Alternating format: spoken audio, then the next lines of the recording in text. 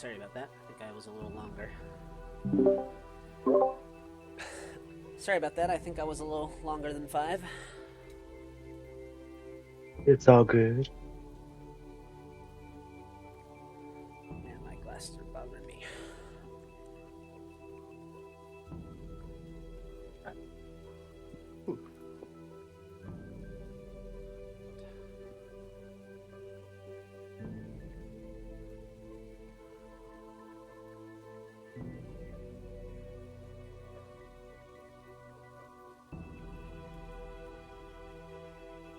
Whoops. Accidentally deleted my older Raven Guard speech.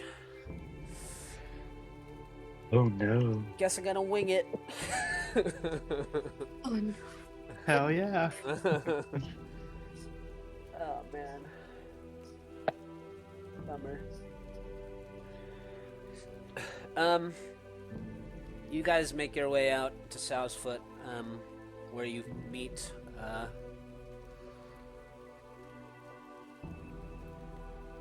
Dorinda, one of Krayley's mothers.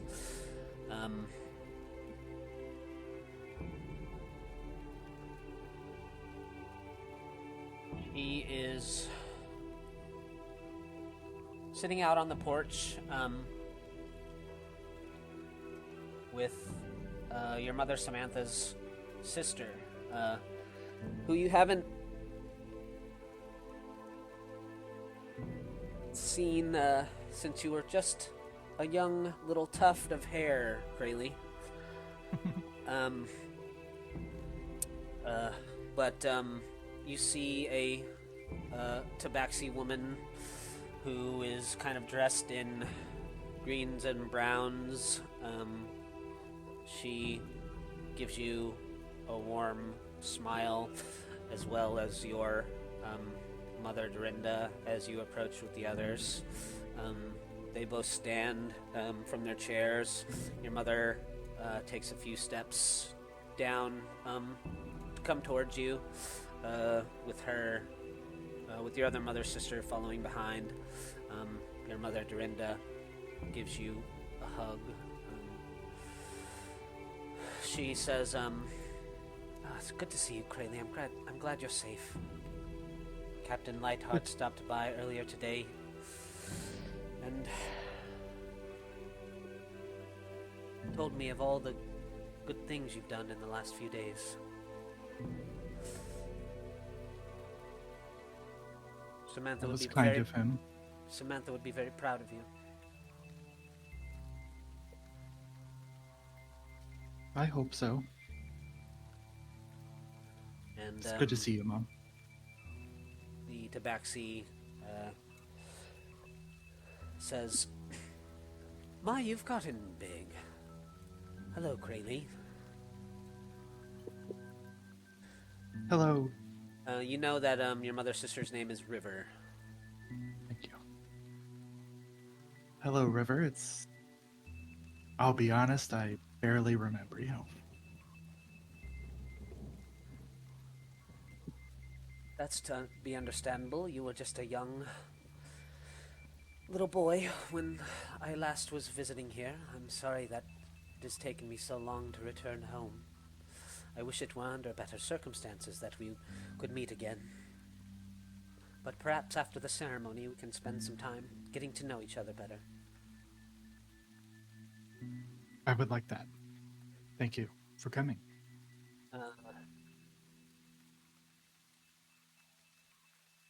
And I assume my moms haven't said anything negative about River since she hasn't been around, I assume. No, but you can make a perception check.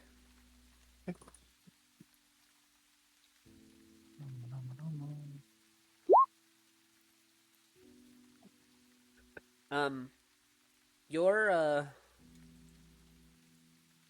mother has spoken about her sister some. Much like, they're not like twin sisters. They're maybe only, they're 2 years apart in age. You know that and this is quite clear.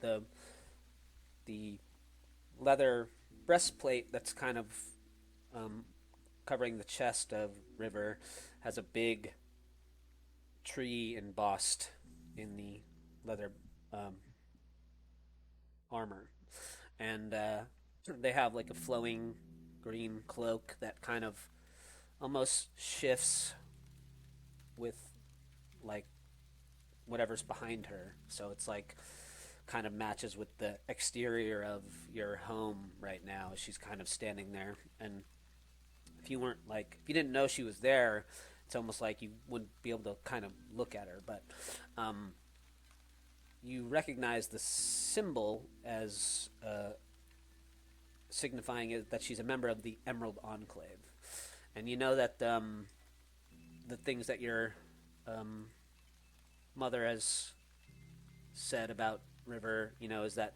your mother's kind of always been a city girl, and her sister's always been more of a outdoorsy type, and that's why she's been gone for so long, because she's just out, in the wilds. She's kind of a conservationist.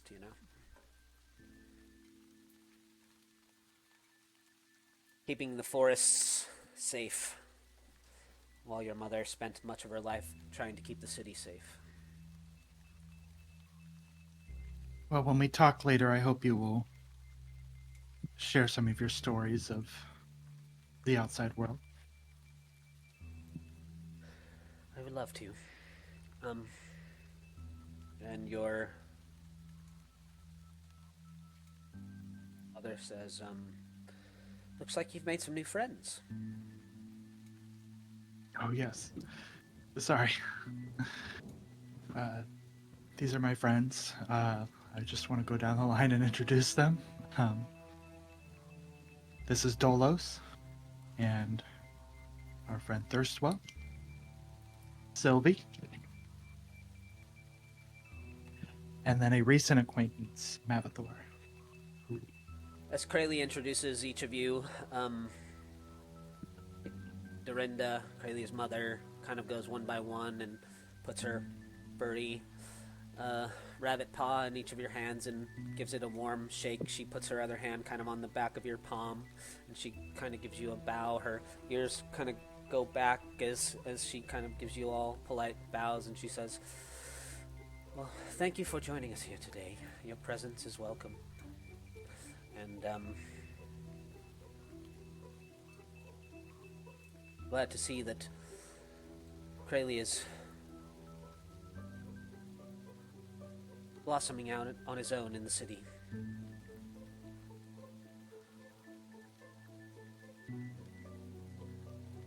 Yes, I don't know if I portrayed it enough, but I do truly want to thank you all for coming today.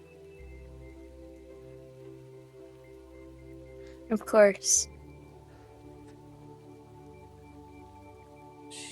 As you guys are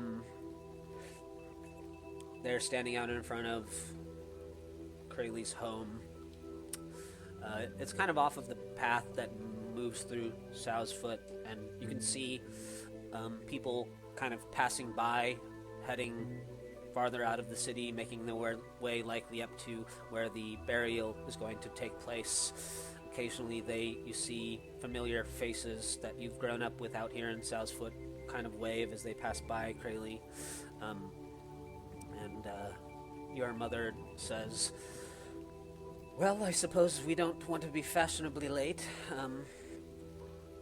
You see, as you kind of all start walking with some of the other residents of Sowsfoot to the outer limits of the city, it kind of breaks off just before the large bridge that crosses over out into the broader regions of the Sword Coast, and there's kind of a fairly worn path that begins to make its way up and around the cliff sides that overlook the river.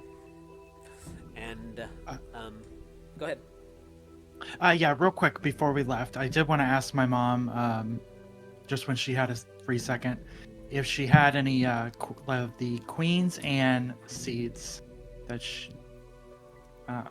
it was a plant that my mom really liked. So I just want to see if she has any of those seeds lying around.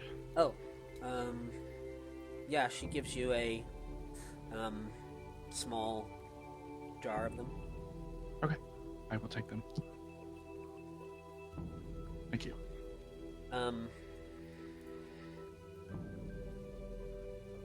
She was like already carrying them in her satchel for you, you know?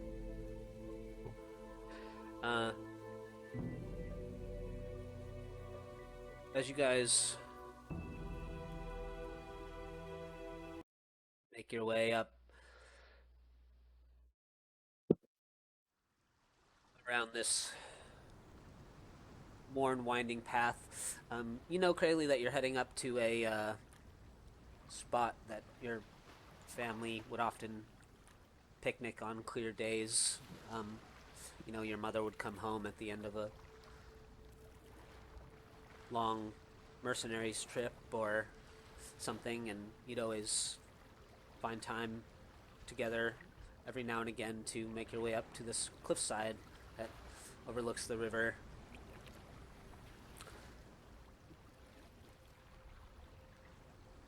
You follow in line with many of the other residents of Southfoot, and as you make your way up to the plateau,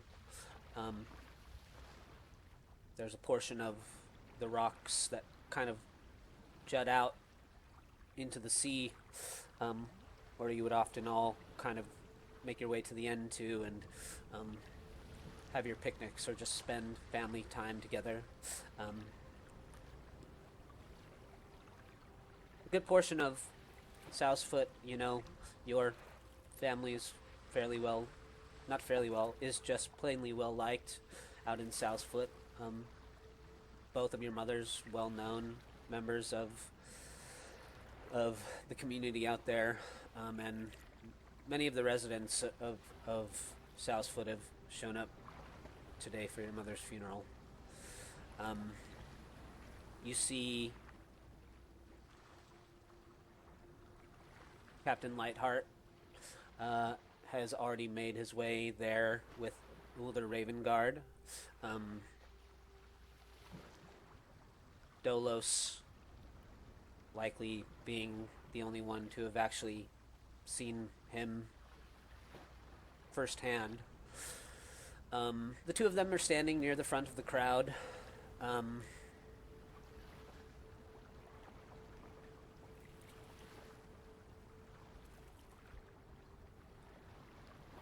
Near the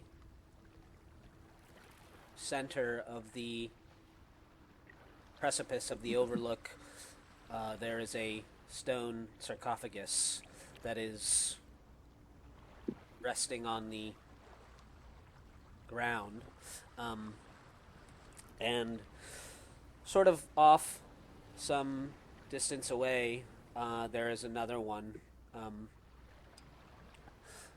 kind of like back behind. You all kind of spotted it as you came up, but like beneath this tall rock face, kind of at the base of it, there's another one, and Bernard is in there. Because you had promised that to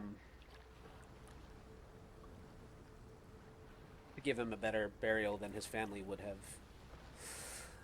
have. So he's kind of like, but he's kind of like behind. He's not actually a part of this service. He's just kind of off back behind everyone, and anyone of you who wanted to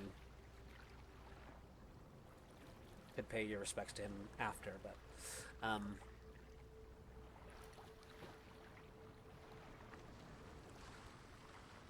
your mother says,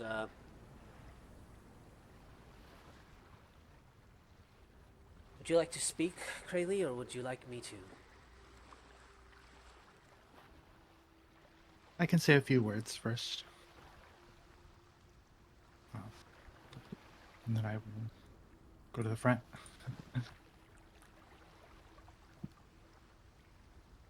I want to thank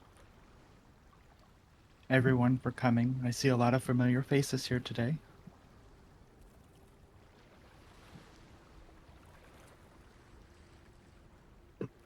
Today,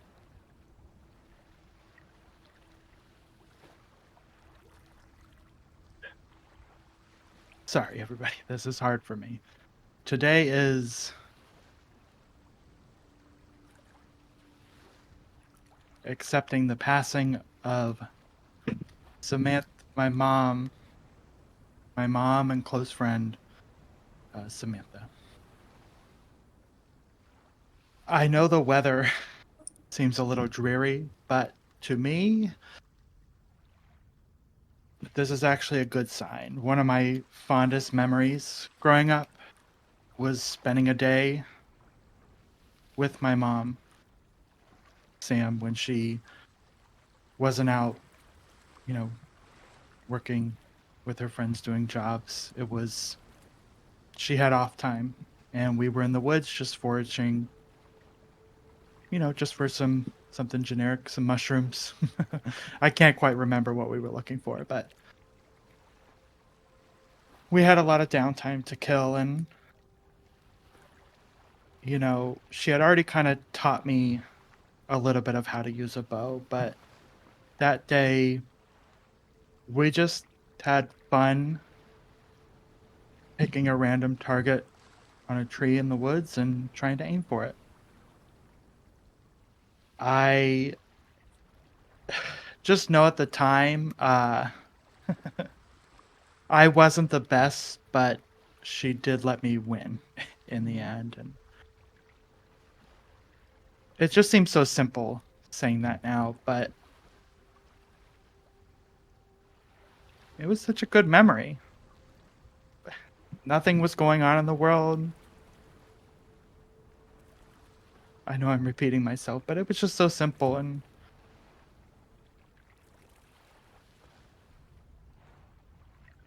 I'm not going to be able to have that moment again with her.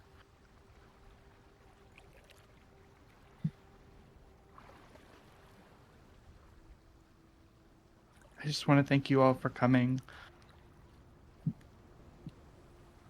I want to thank my companions. I want to thank her sister, River.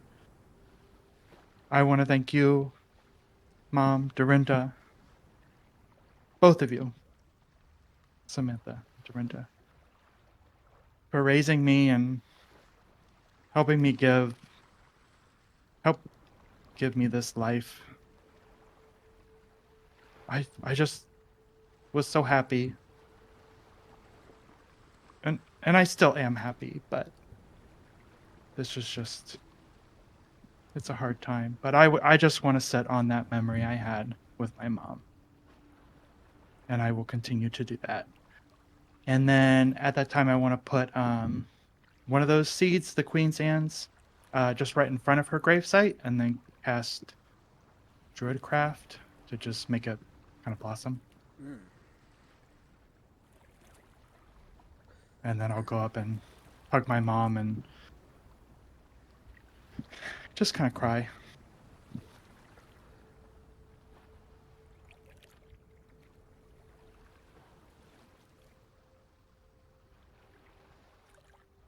Your mom kind of holds on to you as you hug her.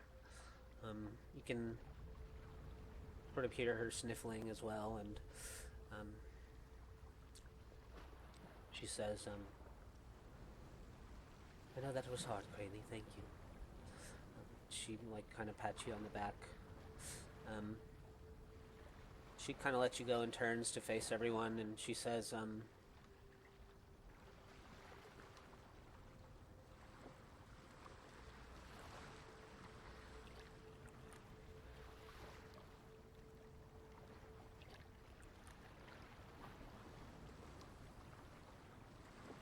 you all knew Samantha well.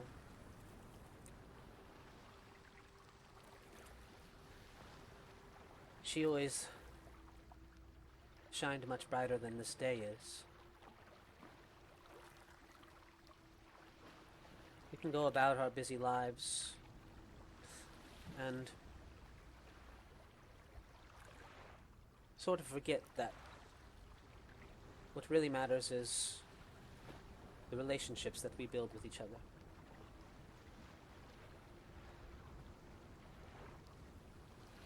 Samantha grew up here in Baldur's Gate, and for a time she served the city.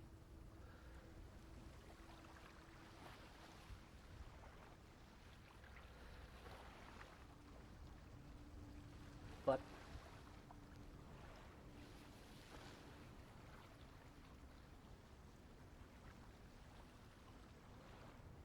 the city never really served her in turn.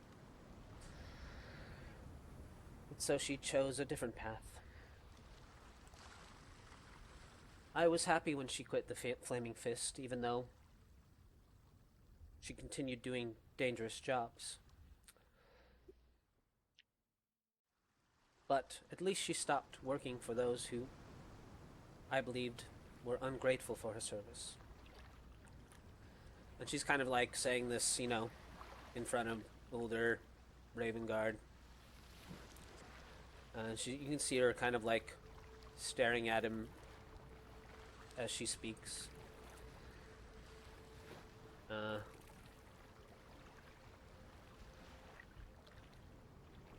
She says,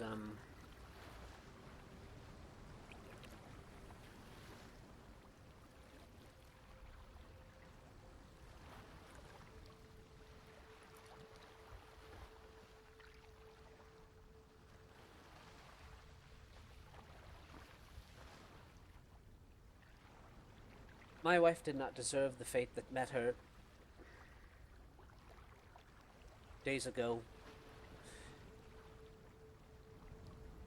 And I suppose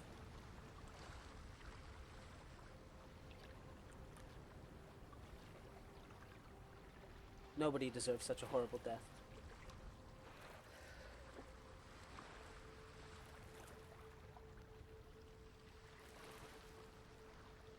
But while she lived, she did her best to do the good that she could.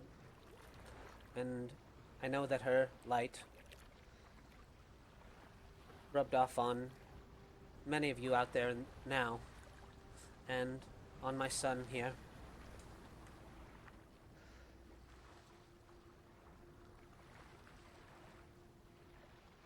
Can I grab and squeeze her paw while she's doing that?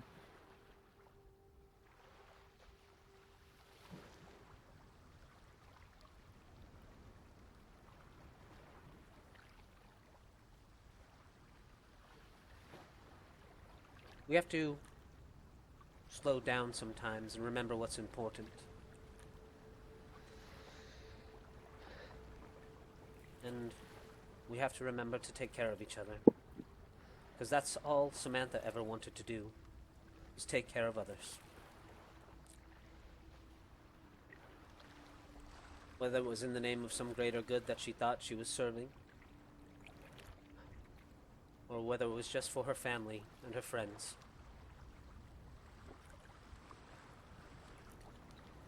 And she kind of lays her hand on the stone,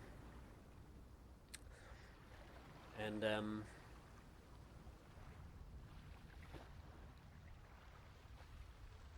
she looks at Older, and she says,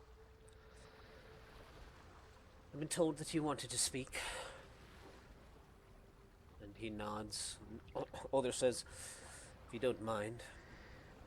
And he takes a few steps forward and he turns to the crowd of people as well. And Older says, "I invited myself here today because one of the captains of my guard murdered someone in cold blood in my city.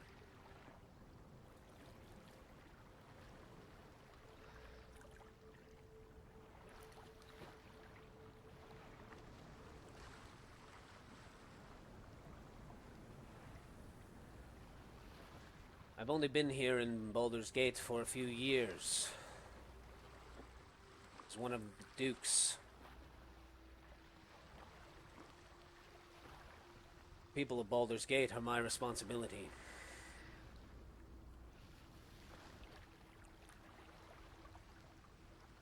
And all this time I've been playing politician. What I realize now is what the people of Baldur's Gate needs is action.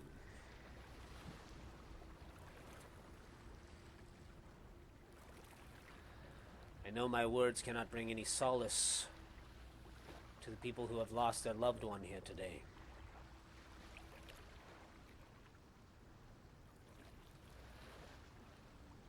But I can promise that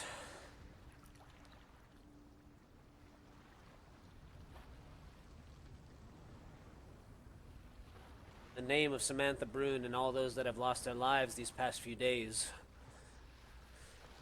I will extinguish the Flaming Fist.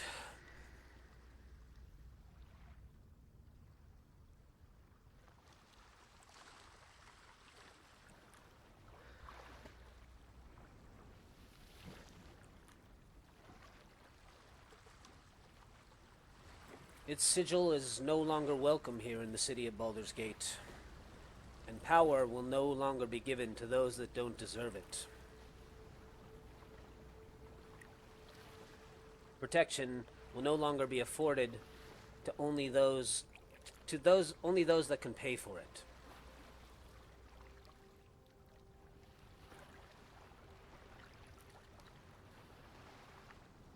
Including Zaj.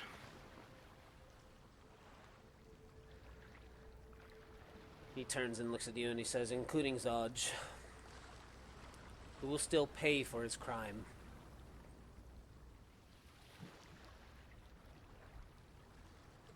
The Flaming Fist will be disbanded.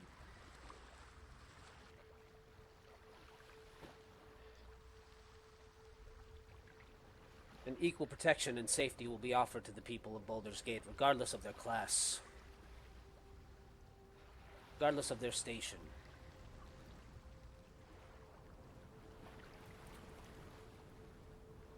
I know that Samantha once served the Fist, and I'm sorry that I failed her.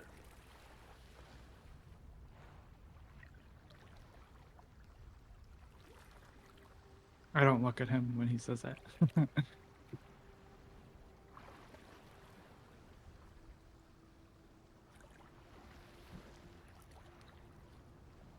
But I hope in time that I can prove that I'm a worthy protector of this city.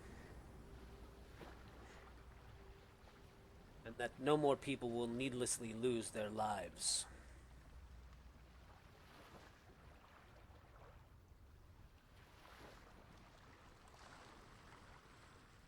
And he steps over towards you and your mother, and he kneels down.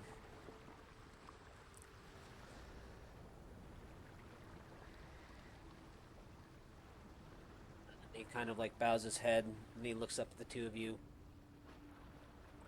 and he says,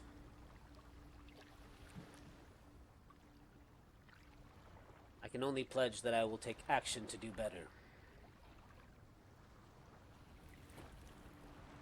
And I know none of my words will bring back your mother, but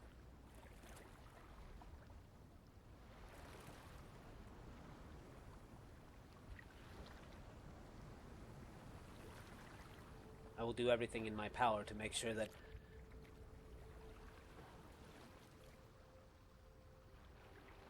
at least she didn't die in vain. Not like necessarily out loud, but I guess an earshot of just him. The speed I wrote was a lot better than this one.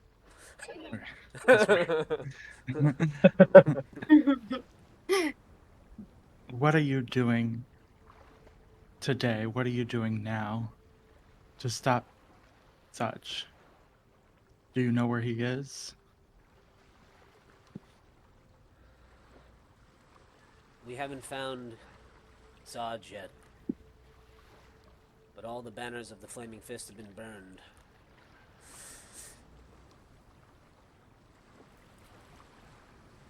And all the members that have been in the pockets of the nobles have been dismissed.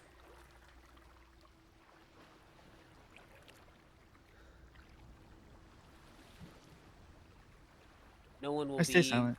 No one will be allowed to torment the people of the city any longer under the protection of the banner of the Flaming Fist.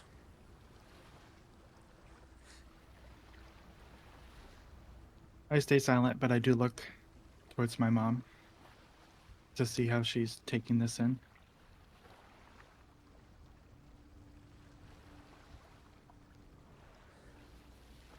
Um,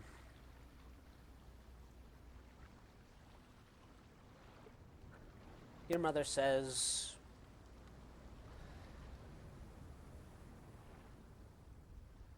"Is that all?" And Ulder kind of bows his head. He says, "Yes, thank you for letting me speak. Leave you to complete your ceremony."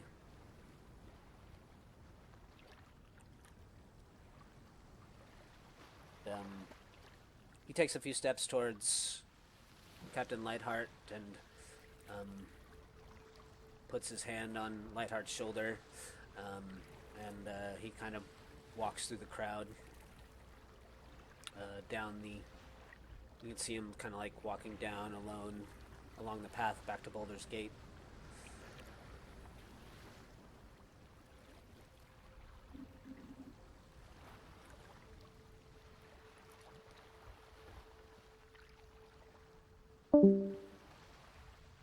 Oop. Oh no.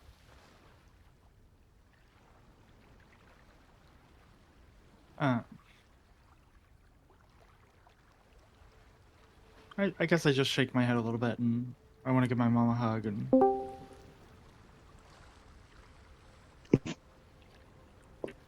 I don't know.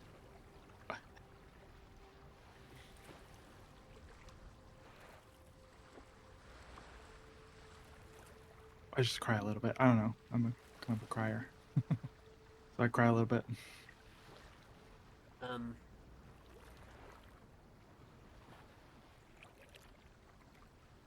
your mother looks across the sarcophagus to River, and nods her head,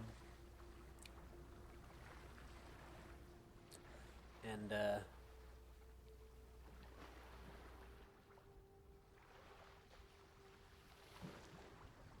River walks to the end of the coffin, and she kind of raises her hands in the air, and the ground begins to kind of like shift underneath the sarcophagus, and it begins to kind of like, it's like the ground kind of becomes quicksand underneath it, and it begins to kind of like sink into the overlook. And it's kind of sinks to the point where just the lid of the sarcophagus is still protruding up from the earth. Because kind of underneath this is mostly stone, and her hands kind of fall, and you see the earth kind of like solidify around the lid of the coffin, holding it in. And you can kind of see etched on the lid, is your mother's name, and the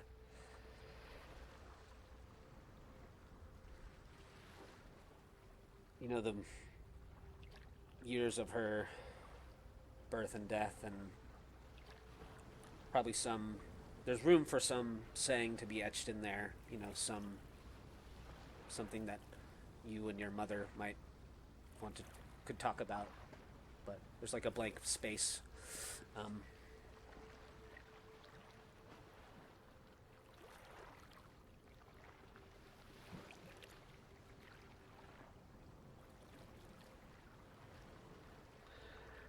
Gotta think about that for a second. She says,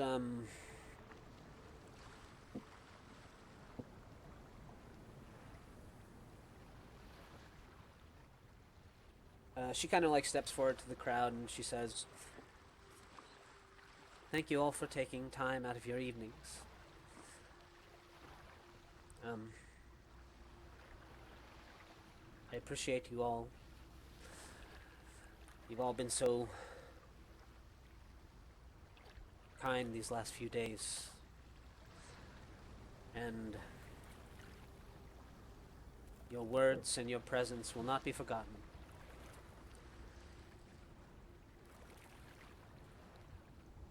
And and your mother kind of like takes your hand, and people start kind of like walking back down towards Sal's foot.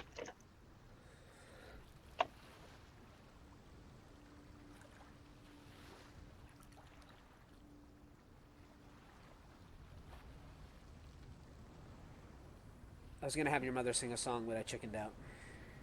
Okay.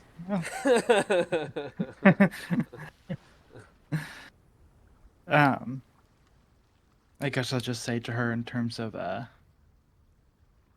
maybe something that could be etched on that is um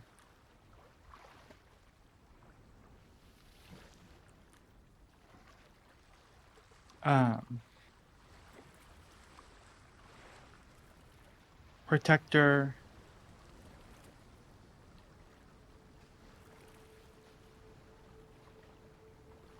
a voice of change,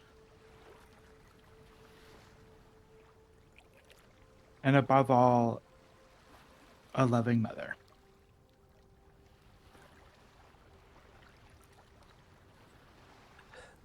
The river uses her druidic magic to carve that into the flat face of the stone of the sarcophagus. Um,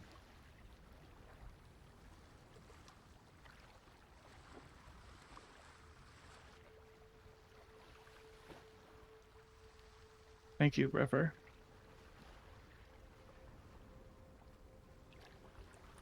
she walks to the front of the lid where you planted the seed, and she kneels down, and she kind of places her palm on the ground. And up here on the precipice, it's kind of like the grass is like really patchy. The ground is pretty hard, and she places her palm kind of just below where you planted the seed and druid crafted. Um, and kind of a much more luscious grass begins to kind of spread out from her palm out and around the sarcophagus lid, and more of the flowers kind of begin to pop up all around her grave.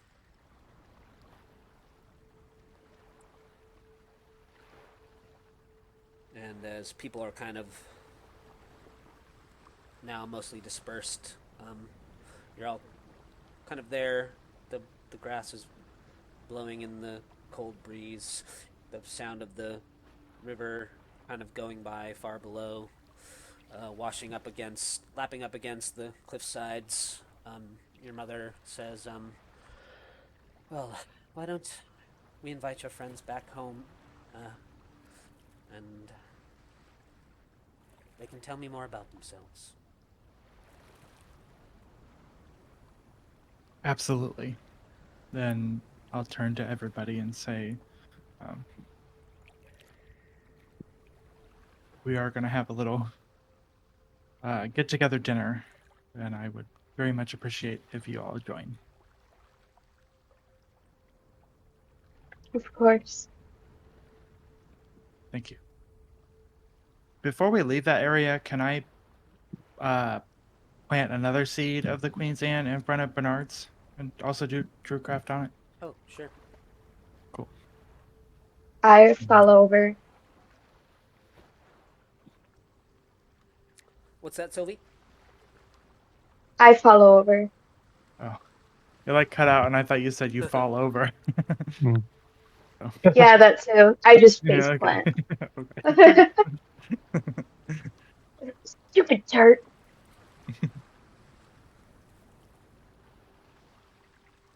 On the way over, Mavthor will approach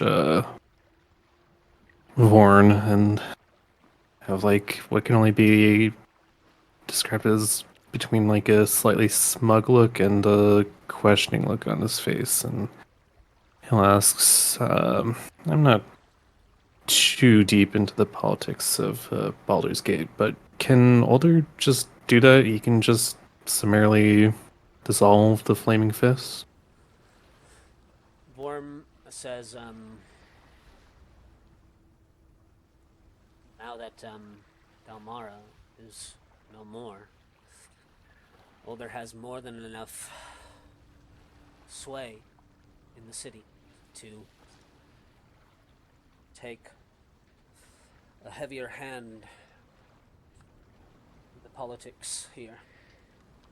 Hmm. He has enough supporters that he will be likely elected Grand Duke, position that Dalmara had been going for. And he has been putting together a new guard for some time now.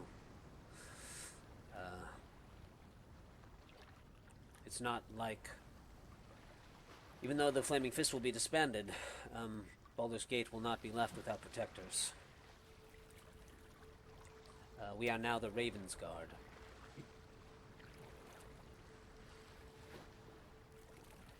An apt name, and I assume you've already joined his ranks. Yeah, you guys see Vorn is like, he's still barefoot, but he's wearing kind of like a royal blue sort of velvet overcoat. He's normally, shirtless, and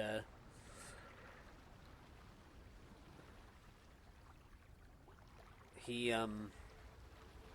has like a big pin on the lapel of his overcoat that's like a fist of Torm holding a black raven's feather. And he points to the lapel of his coat and he says, I've been on Ravengard's side ever since he arrived in Baldur's Gate.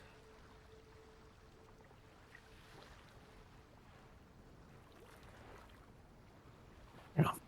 I suppose it's a good thing. You wouldn't want to be out of a job for too long, would you?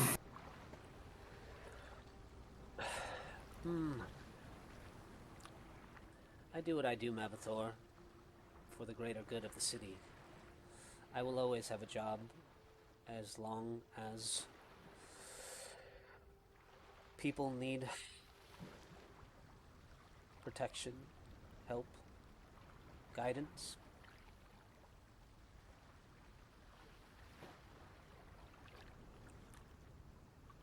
I see. Well, I don't think this change in political leadership is going to ultimately change our end goal here. I believe we still need to go investigate El Terrell. Yes, there are many things to do in the coming days. The winds of change are always blowing.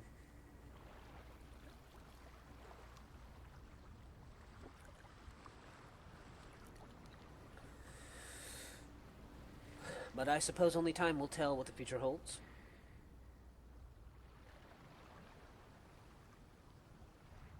And I still can't let you out of my sight as long as you're carrying that thing. Don't worry, with any luck, I'll be out of Baldur's Gate before you know it. Oh? If I'm to assume we're on the case for pursuing our lead in El Terrell.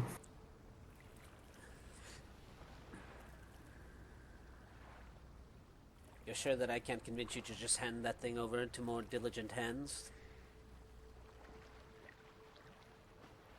I don't believe so, no.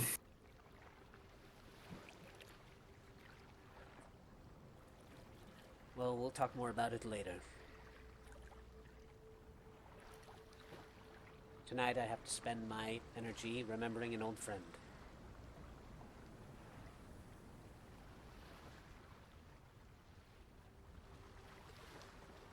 And who might that be?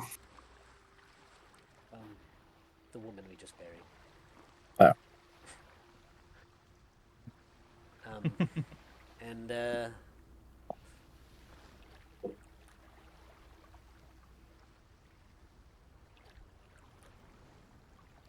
rest of you have kind of headed over to Bernard's tombstone as well. River kind of comes up behind you guys, and she says, would you like me to lower him into the earth as well?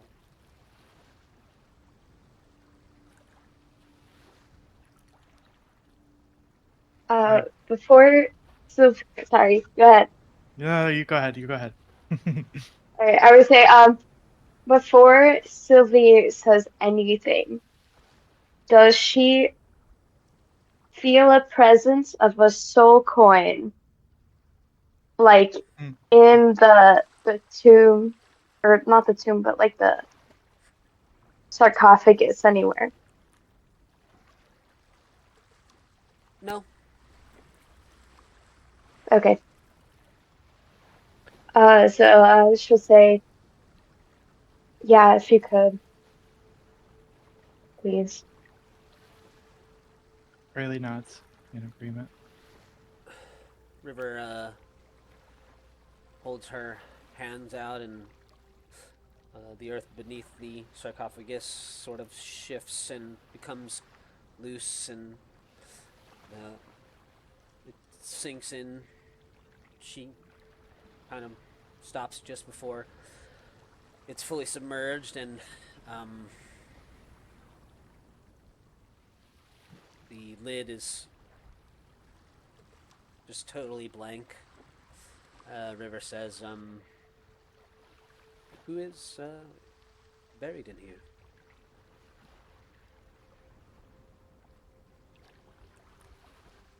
Gosh, A good friend. good friend. Oh, that's a great way to do it. I like. That's the best. Kind soul.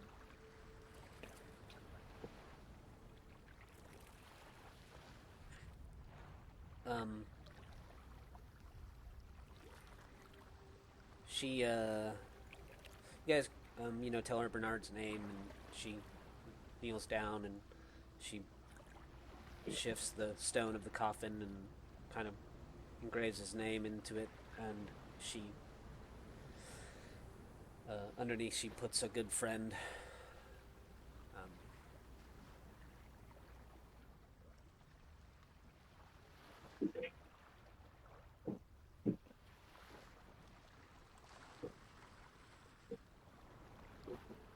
Does she fade the last name? Make it a little harder to read. mm.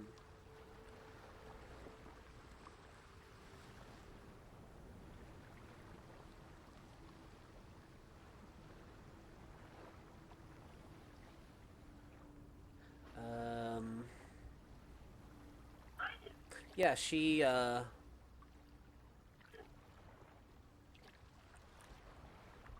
just fades it away completely, and it just leaves Bernard.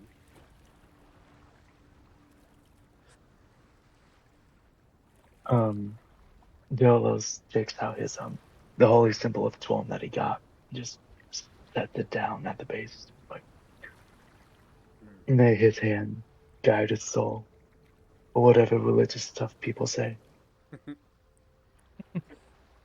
Thurswell pats you on the back. She says, very good try, Dolos.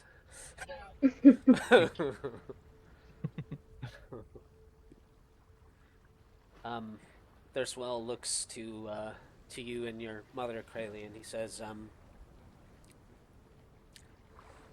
it was a beautiful ceremony. I'm sorry for your loss.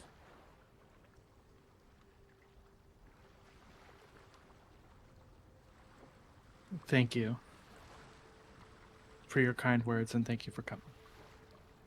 And of course, you're welcome for dinner. Dinner.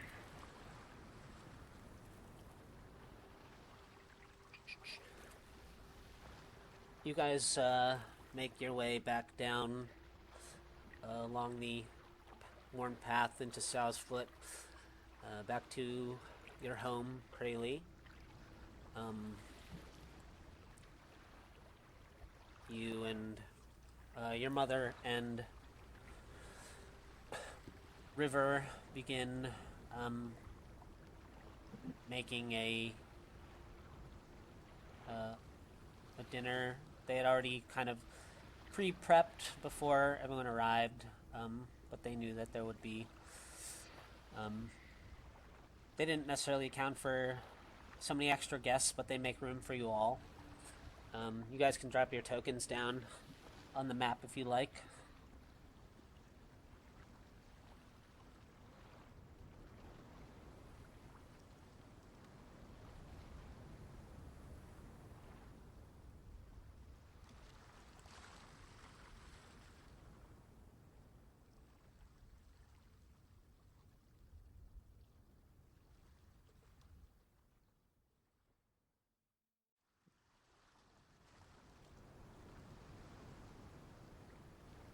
Oh,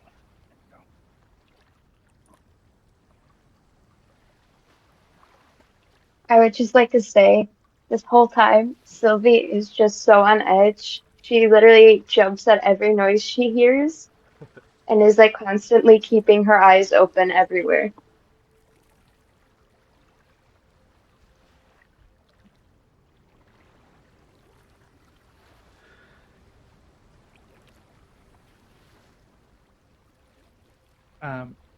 Do we all notice this? Probably. Yeah. I'm gonna go up to Sylvie with another glass of water. Are you okay? I'm literally spooked by his presence. I was like, oh, thanks. It's Of just course. water. I need Yes. something stronger. Uh, You want some 200-year-old wine? Yes. Yeah, let's pour you a glass. He's down. I passed the water back. Okay, yeah, I might be able to use this too. Not like super loud, but not like hushed, but I don't know. Are you okay, Sylvie? Hmm, people who killed my family is trying to kill my new family and me, so I guess I'm doing as okay as I could be.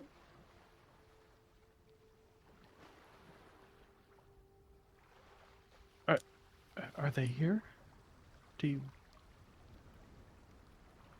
I just trail off. Nevathor, he said that he could feel her presence when we were in the city, but I couldn't see her anywhere.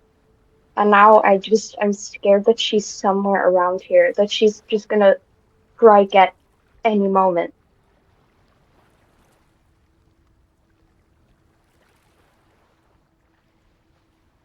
I'll be sure to let you know if I feel her presence.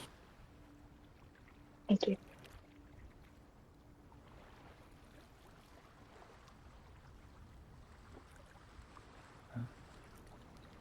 I'll just say out loud. Again. Assume there's like breads and stuff like that. Breads and appetizers. Captain Lightheart, after you guys start eating dinner, he says,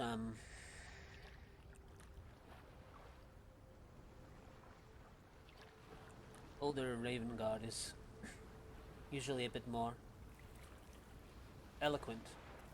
I think that the last few days have been hard on him. He regrets taking more action. Um, he's been up for days straight now. I know he wanted to say more, but I think that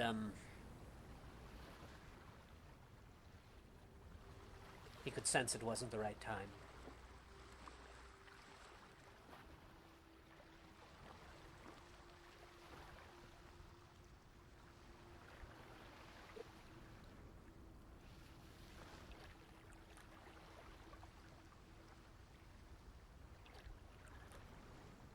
And River and starts to kind of tell little stories about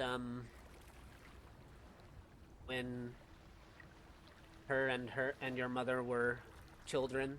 Um, this the home you're in now has been the family home for um, some time, and uh, she tells stories of their childhood, how they would spend days causing trouble, learning the ins and outs of the city together, and then go and spend days roaming in the forests and each teaching each other about, River teaching your mother about,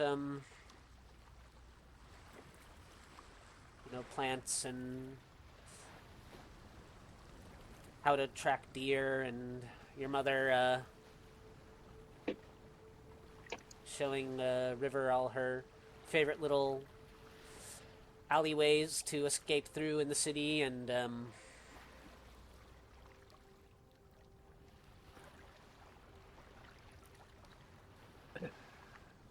Captain Lightheart uh, speaks a bit about when he and your mother first joined the Flaming Fist together before older Ravengard had ever arrived in Baldur's Gate.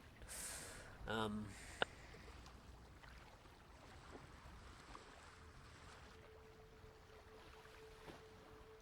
and how things had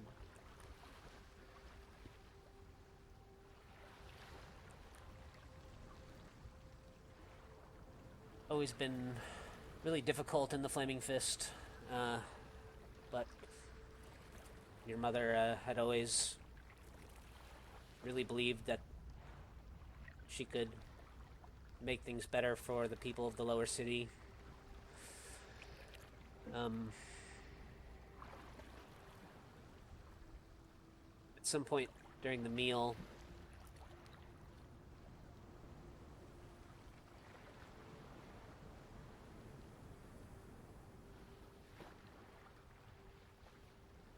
begins to grow very dark outside.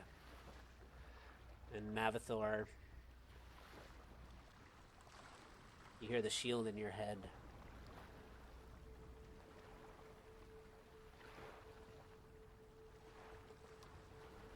I sense her. He'll clear his throat and look to Sylvie and nod at her. I turn to Kramer and I go, you need to get everyone out of here now. She's here. In a panic, Krayley will draw his bow and kind of look at all the windows for any movement, and kind of in a shaky voice, so, somebody's here. Somebody's here. You move to the window. Well, you do see, like, movement out, and you move to the window, and you see, falling from the sky around the house, wilted rose petals, kind of falling like rain. And Mavathor, there's kind of a window by you. Outside on the side of the house, there's a stack of, chopped wood logs, kind of under the awning overhang on the side of the house, and you see the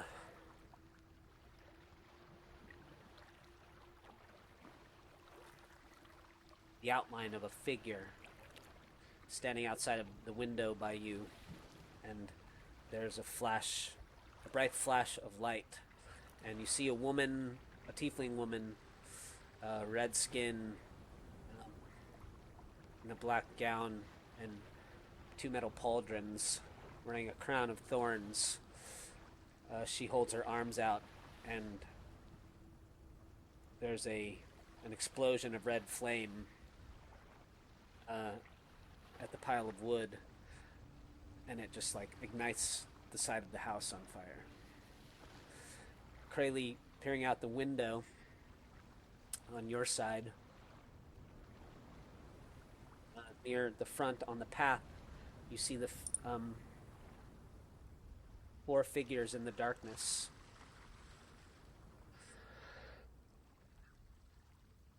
One of them stands out to you quite clearly as the man who killed your mother in the streets several days ago. Kind of flanked by several other men still wearing Flaming Fist tabards. All of them.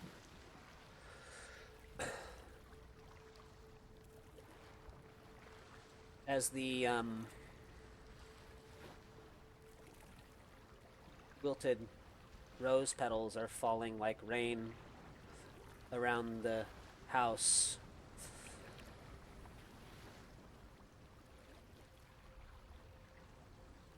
this is essentially a hallow spell. Currently, in a 60-yard radius from out of your home, Krayley, everyone has vulnerability to fire damage.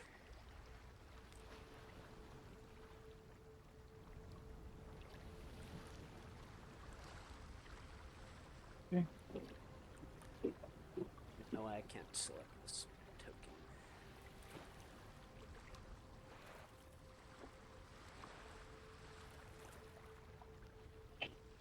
Oh, she's already on there.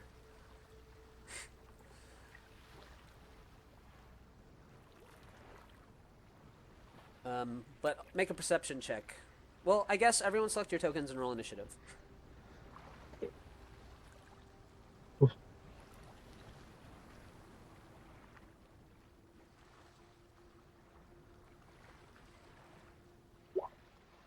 Nice.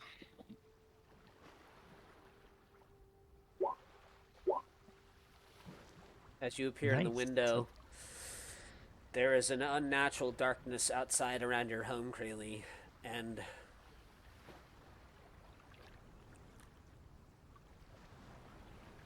you see Zodge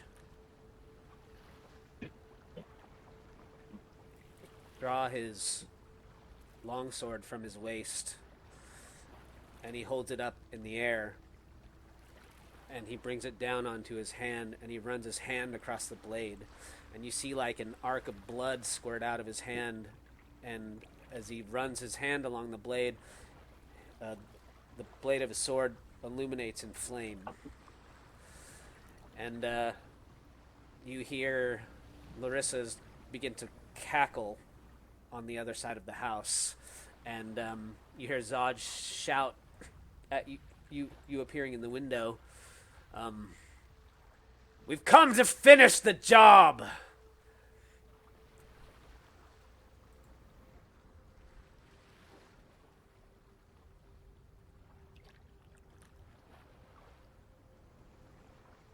And this fight will probably take a while, so that's where we'll end the session this week. Okay. Oh, oh my God. But back. Oh, So, yeah. in the middle of dinner, Captain Zodge and Larissa have arrived. Larissa, with a burning hands, sets the side of your familial home ablaze and the wood stockpile.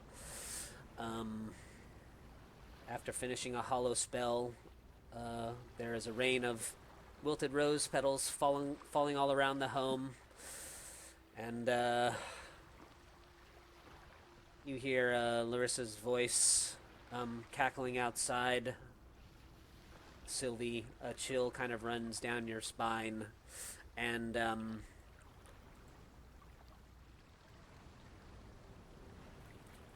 yeah, that's where we'll end this week.